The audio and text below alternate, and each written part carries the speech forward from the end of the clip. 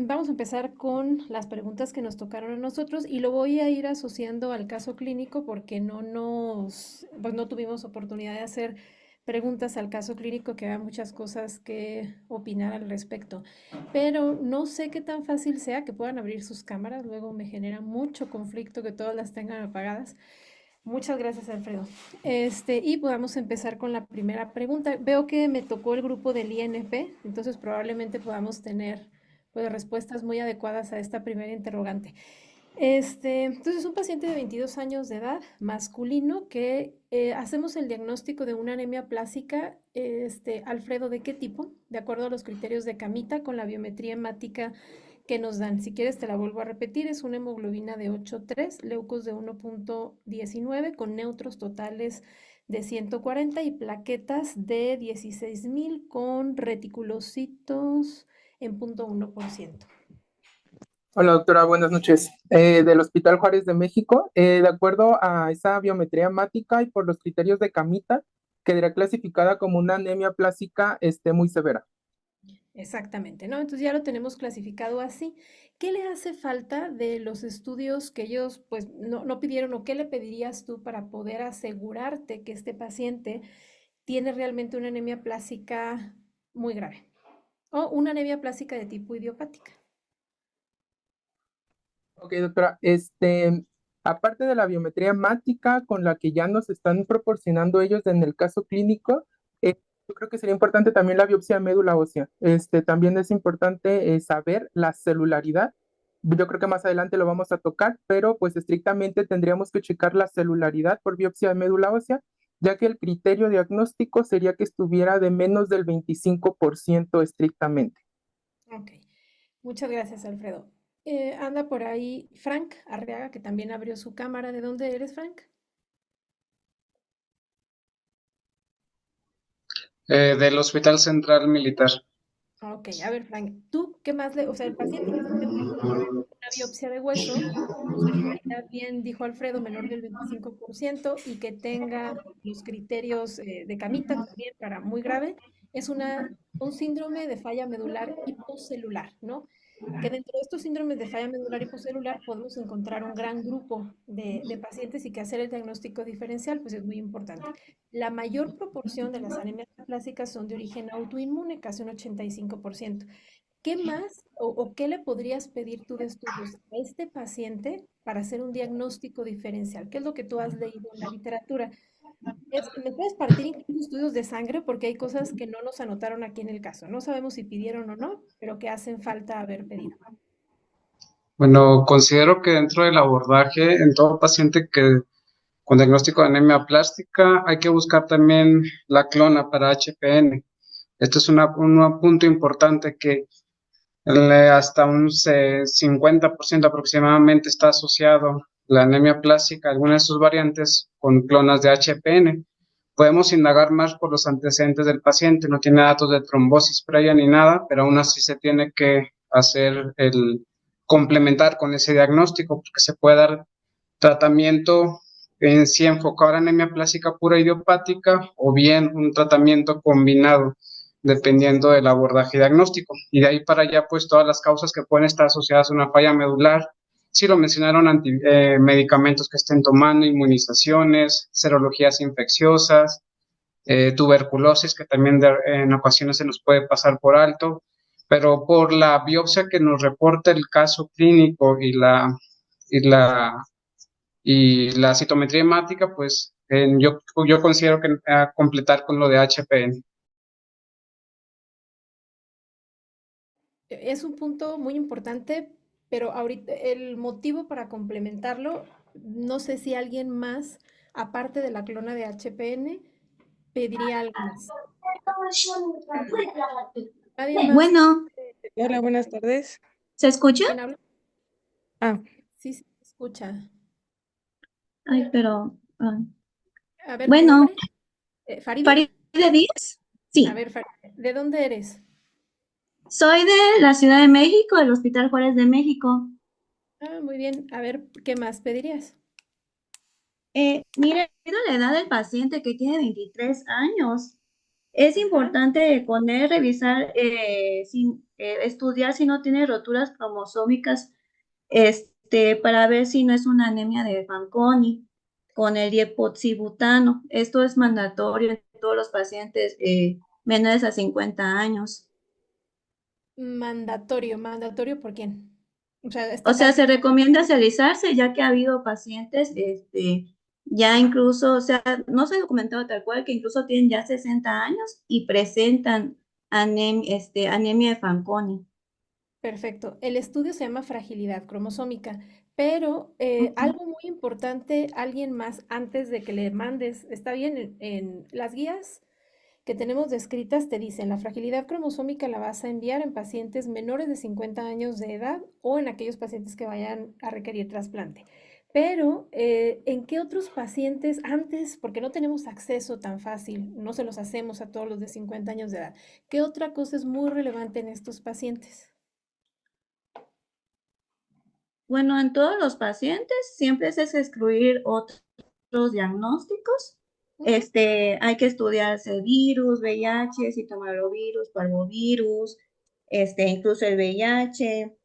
Hay que estudiarse incluso si no es previamente pancitopeñas por alguna anemia carencial por vitamina B12 o folato. Hay Pero que estudiarse hay algo más. anticuerpos, ajá, ¿Anticuerpos qué? antinucleares o anti-DNA para descartar alguna pancitopenia secundaria a un Bueno, lupus pero eritematoso sistémico. estoy de acuerdo. Va, pero antes de eso, que es bien importante, la exploración física, ¿no? O sea, de hecho, nosotros Ah, actuamos. pues sí. Claro, o sea, en el abordaje, de hecho, una de las cosas que te va a ayudar a decir si a este paciente le mandas o no, sobre todo en el contexto de que no tenemos tantos recursos económicos, porque en México hay un solo lugar donde hacen la fragilidad cromosómica, el de exploración física. Y a veces nosotros como hematólogos no tenemos tanto expertise, puede llegarnos a sugerir ciertas características clínicas típicas, pero si podemos apoyarnos de un genetista, va a ser muy bueno a través de la exploración física y por supuesto la historia clínica y los antecedentes familiares de alguna patología semejante, que eso ya lo hace mucho más fácil. Según yo tengo por aquí a los del Instituto Nacional de Pediatría que pensé que iban a resolver este tipo de cuestionamientos, pero no, están hablando puros hematólogos de adultos. Em, ok, ¿qué otro estudio es importante que pedirían ustedes? Para que conteste alguien más, no sé si estén por ahí porque no están las cámaras abiertas. María Cecilia. Bueno, estoy Buenas oyendo. noches, doctor. Buenas noches. Yo creo, bueno, por la edad del paciente y las características de que pues de inicio es una anemia plástica severa, me sorprende que no se haya mencionado como parte bueno, a lo mejor sí era parte de la mención el estudiarlo para trasplante. O sea, Ah, es bueno, un eso ya no es parte del abordaje diagnóstico, Ah, ¿no? bueno, Es sí. parte de la terapéutica, que estoy totalmente de acuerdo, le tocaba tipificación, ahorita pasamos a eso. No, Ah, me refiero que otro estudio, aparte de lo que ya muy bien comentaron tus compañeros, que es primero descartar los perfiles vitamínicos virales antes de pensar que es una aplasia medular, cuestiones autoinmunes, más si el paciente hubiera llegado con fiebre, que no fue el caso, porque hay incluso hasta infecciones como salmonelosis que te pueden dar pancitopenia y no quiere decir que es una falla medular, ¿no? claro. Algunos medicamentos que te pueden llegar a dar toxicidad. Ya este paciente no tenía nada de eso, vamos a suponer que se le realizó el abordaje, se le hizo la biopsia de hueso, ya le Ajá. pedimos la clona sale negativa, físicamente no tiene ningún dato que nos sugiera alguna alteración coincidente con Fanconi. ¿Qué otra cosa podrías pedir? Que va de la mano con lo que dijo, porque viene en el mismo artículo, con lo que dijo Frank de la clona de HPN. De la clona de HPN. Sí, pues es que también es importante descartar que no tenga una clona de HPN. Ajá, esa ya, salió Ajá, negativa. sí, sí, sí, sí. Un síndrome mielodisplásica o hipoplásico, doctor. Ok, aunque es un paciente de 22 años de edad, es parte del diagnóstico diferencial. ¿Quién Sí, contestó? es, Bueno, porque Vicky Moncada del Hospital Juárez. Pili, Vicky Moncada, perdón. Vicky, ¿y cómo haces entonces el diagnóstico diferencial entre un SMD hipoplásico y un... Podríamos hacerle un cariotipo a este paciente también. Ahí cuando estemos haciendo nuestra médula ósea, pedimos también su cariotipo y si pues Y tiene el alteraciones cariotipo, ya citogenéticas, podríamos pensar en un síndrome mielodisplásico. eso es suficiente. También una citometría de flujo nos podría ayudar. Si fuéramos Ahí, más allá. ahí te va. ¿Tiene una monosomía del 7? ¿Es SMD ya? Perdón, doctor. Tiene una monosomía del 7. ¿Lo puedes clasificar como un síndrome mielodisplásico? Pues yo creo que sí, pero tendría Mm, que verlas. A ver, tiene 1% de blastos, tiene SMD.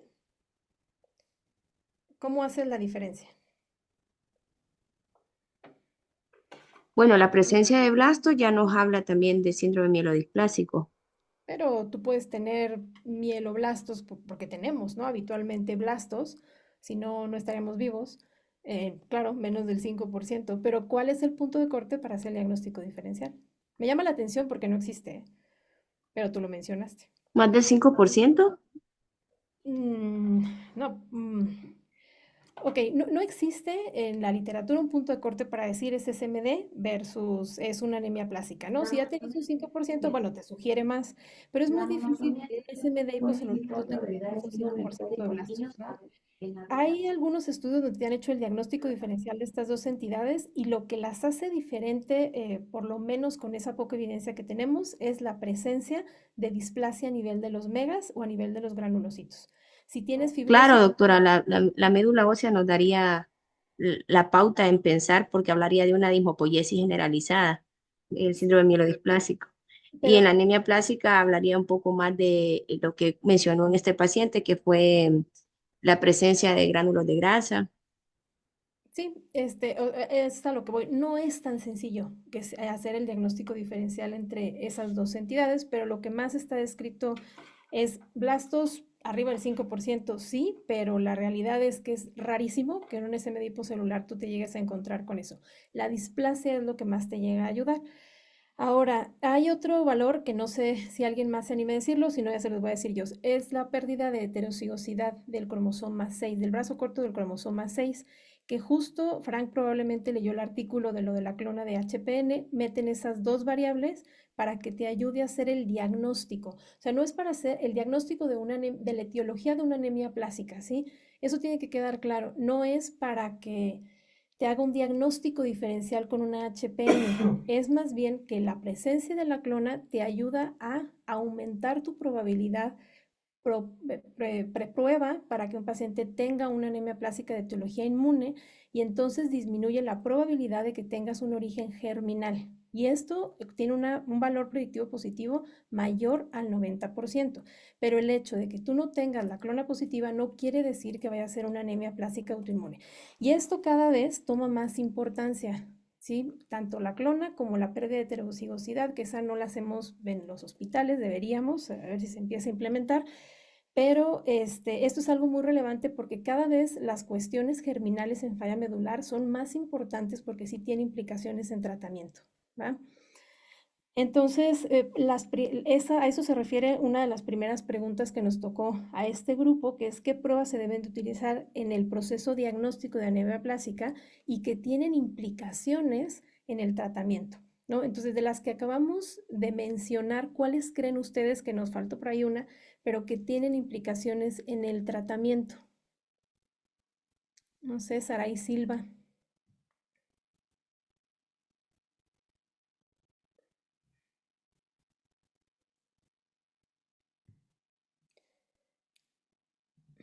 Ana Solache. Hola, doctora, buenas tardes. Buenas tardes. ¿De dónde eres, Ana? De Manuela Vilacamacha de Puebla. Ok. Eh, Dime qué pruebas te cambiarían tu decisión de tratamiento, de acuerdo más o menos ya a lo que hemos estado hablando. ¿Qué opinas tú de eso? Mm, Bueno, es que dentro del tratamiento, las clonas de HPN sí son fundamentales. pero Pero te cambia el tratamiento.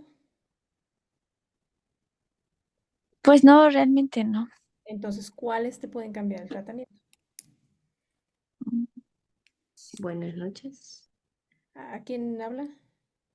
Vicky, doctora, tal A vez ver, la fragilidad cromosómica, porque si ya estamos ante una anemia de Fanconi, pues definitivamente no lo vamos a tratar como una anemia plástica, le vamos a dar como primera línea de tratamiento un trasplante, buscarle por lo menos un donador.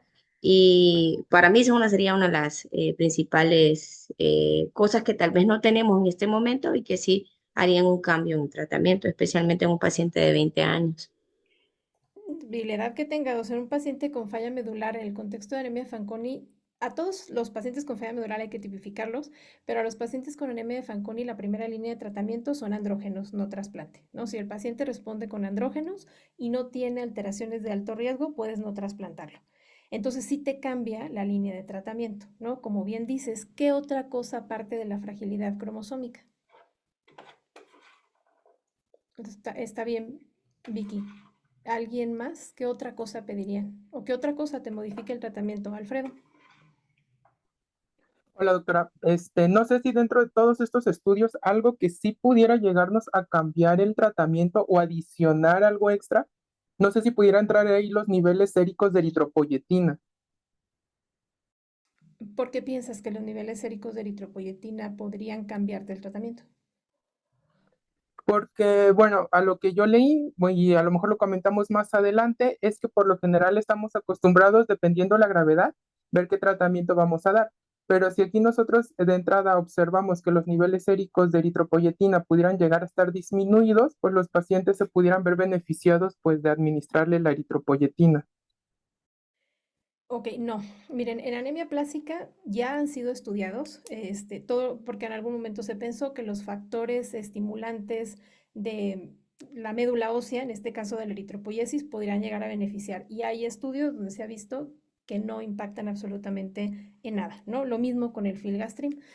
Entonces, eso no cambiaría el tratamiento. Fíjese, es que esto, no sé si alguien de pediatría quisiera contestar, porque va muy de la mano con lo que comentó Vicky de la fragilidad cromosómica. No es la única, es la más frecuente de las fallas medulares germinales, pero definitivamente no es la única. Tienes que pensar también en las telomeropatías y pedir longitud de telómeros, sobre todo en aquellos pacientes que van a trasplante. Si tuviéramos posibilidad de hacer la longitud de telómeros, que tampoco tenemos, pero sí sería un estudio que también nos cambiaría el tratamiento, porque la primera línea de tratamiento en un paciente que tiene un síndrome de acortamiento de telómeros, ¿cuál es? También los andrógenos, ¿no? Es el danazol. Entonces, a esos pacientes de entrada no los vas a trasplantar al menos de que no respondan, ¿no? Y tenemos las otras fallas medulares germinales, como cuáles, como por ejemplo las ribosomopatías, que también la primera línea de tratamiento no es trasplante al menos de que no respondan, que eso lo ven bastante en pediatría. Y recientemente están surgiendo aquellas fallas medulares que son de origen germinal, pero que no las tenemos tan identificadas y que ya aparecieron en la nueva clasificación de la OMS. ¿Han escuchado de ellas?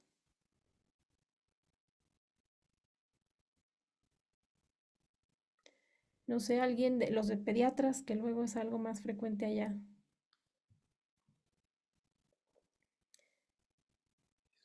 Doctora, solo para con lo que mencionaba del alargamiento de los telómeros, incluso la elección del donador de trasplante tiene que ver, por ejemplo, en los que no son relacionados a quién tiene más largo tendencia a hacer más largo los telómeros. No sé si también tiene que ver en esa parte. No, o sea, más bien es acortamiento de telómero, ¿no? Eh, pero encontrar este tipo de fallas medulares germinales, que de hecho hay un artículo muy bonito que habla al respecto. Si los test genéticos, de los cuales hablamos actualmente tanto en la mayor parte de la hematología, tienen implicaciones en los desenlaces de tratamiento con trasplante con este grupo de pacientes con anemia plástica. Y la respuesta en ese artículo fue que sí, y meten a pacientes con síndromes de fallas medulares germinales que son todavía no muy bien identificados, o que este artículo es antes de la nueva clasificación, aparecen algunas de esos tipos de mutaciones, y a estos pacientes los trasplantaron, y a esos pacientes trasplantados les iba peor. independientemente de si el acondicionamiento era RIC o era un acondicionamiento mieloablativo. ¿Qué quiere decir esto? Que muy probablemente ese grupo de pacientes con fallas medulares germinales, cuando les toque el trasplante, o si tienen indicación de trasplante porque no respondieron o tienen una alteración en cariotipo de mal pronóstico que hace que les toque trasplante de manera temprana, son pacientes que tenemos que acondicionarlos de otra manera, que estudiar al, es muy importante estudiar al donador para que ver que no tenga la mutación, porque generalmente son pues de origen germinal y son hereditarias, ¿no? Ah, bueno, lo que dices, Vicky, pues claro, entre menor acortamiento de telómeros, los pacientes tienen menor supervivencia, porque sí, el síndrome es un acortamiento de telómero. Si los telómeros están, pues, en mayor tamaño, le va al paciente mejor, eso tiene todo el sentido, pero no eliges al donador pensando en eso, sino más bien que no tenga las mutaciones asociadas a telómero, porque si un paciente tiene su donador la mutación, pues obviamente vas a pasarle la misma enfermedad que estás intentando corregirle a ese familiar. Este tipo de alteraciones sí tienen un impacto. Ahora, no son las únicas. No sé si antes de pasar a la siguiente pregunta, alguien me pueda mencionar cuáles son los síndromes de falla medular germinal con los que tenemos que hacer el diagnóstico diferencial. Faride. Hola, doctora. ¿Se refiere a insuficiencia medular con las congénitas? Pues claro, La parte del de las diagnóstico. temeropatías, el Antes, síndrome de Schwamman-Diamond, Diamond-Blackfan y los déficits de la gata. Y también la disqueratosis congénita. exacto, esos son los más convencionales. ¿Cuáles son los más nuevos? Es que es parte de nuestro diagnóstico diferencial. Cuando tenemos una anemia plástica, 85% van a ser autoinmunes y el resto van a ser fallas medulares entre germinales o asociados a tóxicos, ¿no? Muy bien, Schaumann-Diamond, Diamond-Blackfan, disqueratosis congénita, que son las que mencionaste, Faride, deficiencia de GATA2, ¿cuáles otras?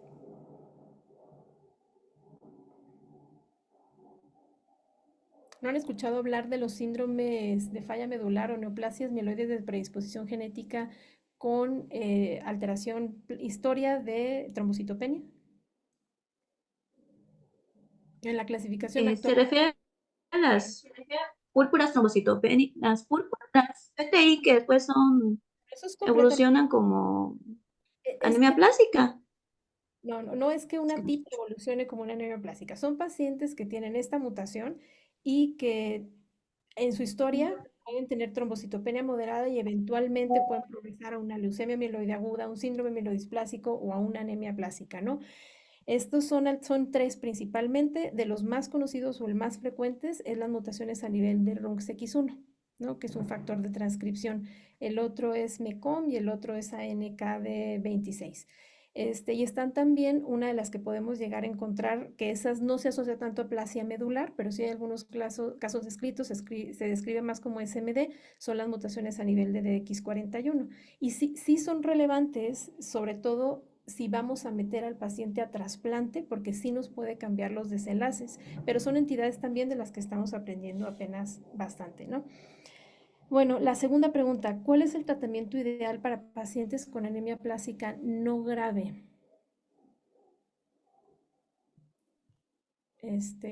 No sé, Fer Saldívar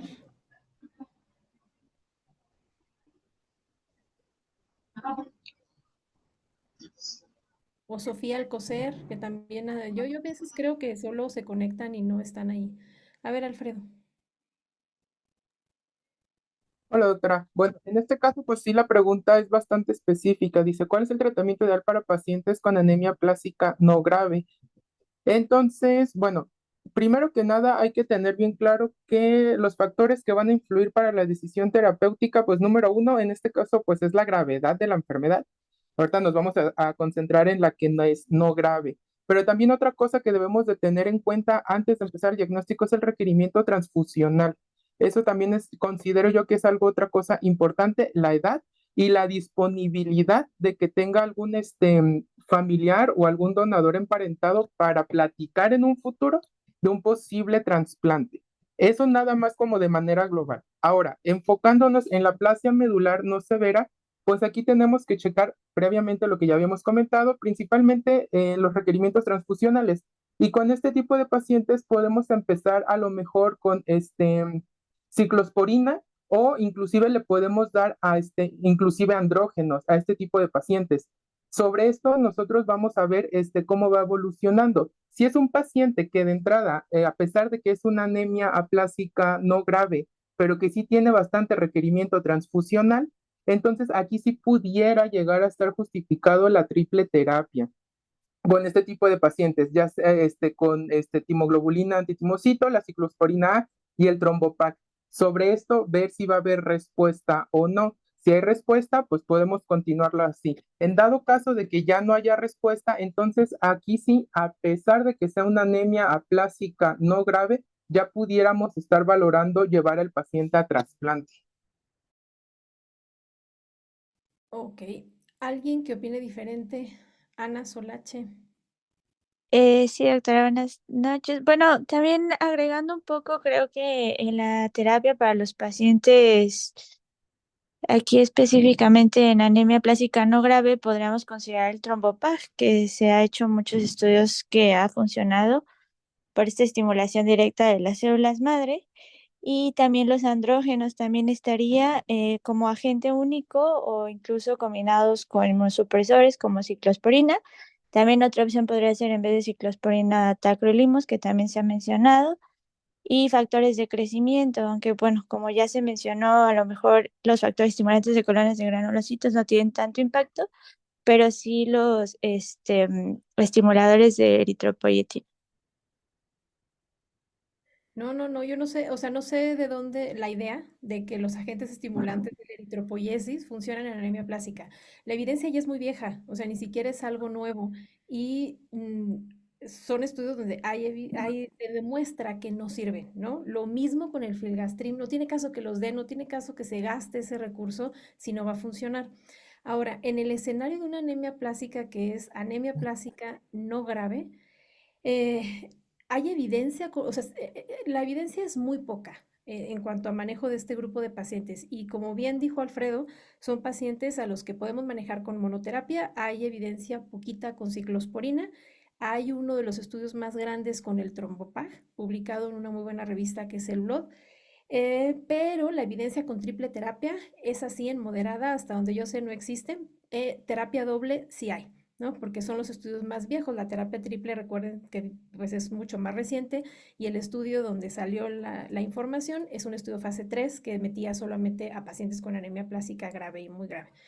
Entonces, la anemia plástica moderada no, es una enfermedad que puedes dejar en vigilancia, porque son pacientes que a veces pueden llegar a tener una remisión espontánea, pero sé que sí hay que seguirlos muy de cerca porque si empiezan a progresar o a obtener un requerimiento transfusional, son pacientes a los cuales hay que introducir una terapia, ¿no? O bien una terapia doble, como ciclosporina y el trombopac, para sacarlos rápido de este, pues de la no urgencia, pero de las citopenias a este grupo de pacientes. Y es también muy raro si casi no tenemos, o sea, son estudios pequeños por la rareza de la enfermedad con trasplante en anemia plástica grave muy grave. Bueno, en anemia plástica moderada esa evidencia es todavía pues más carente, ¿no? Entonces realmente puede ser con monoterapia o pudiera ser con doble terapia, pero la mayor evidencia la tenemos incluso actualmente con el trombopac en anemia plástica moderada, ¿no? Ahora, que las dosis, eso sí, fíjense, llama la atención porque las dosis que utilizamos para anemia plástica grave, muy grave, de acuerdo a la evidencia que tenemos, ¿cuáles son, Ana? En grave y en muy grave, del trombopag. Bueno, bueno, en un artículo que fue en lo que me estoy basando, sí en terapias de alta intensidad sí se han dado estudios en los pacientes con timoglobulina, con inmunosupresor y con el trombopag con y sin. Y pues sí ha dado grandes beneficios o grandes respuestas. Momento, pero ¿en qué escenario? ¿En cuál anemia? Porque estamos hablando de anemia plástica no grave. Bueno, aquí ya serían una grave. Es que son dos entidades, en serio, que tienen ciertas peculiaridades distintas y por eso la literatura las separa. Y si la evidencia no la encontramos en anemia plástica grave o muy grave, bueno, en anemia plástica moderada la evidencia es todavía menor. Y ya nada más, porque ya nos están apurando, no sé por qué acabaron tan rápido, pero ¿cuándo hay que considerar un donador alternativo en anemia plástica? Frank. Pues aquí otro donador alternativo es cuando pues el paciente, con el caso clínico, pues no tiene un donador compatible, o sea, ideal, un candidato idéntico, que es el que tiene mayor beneficio y sobrevida en estos pacientes.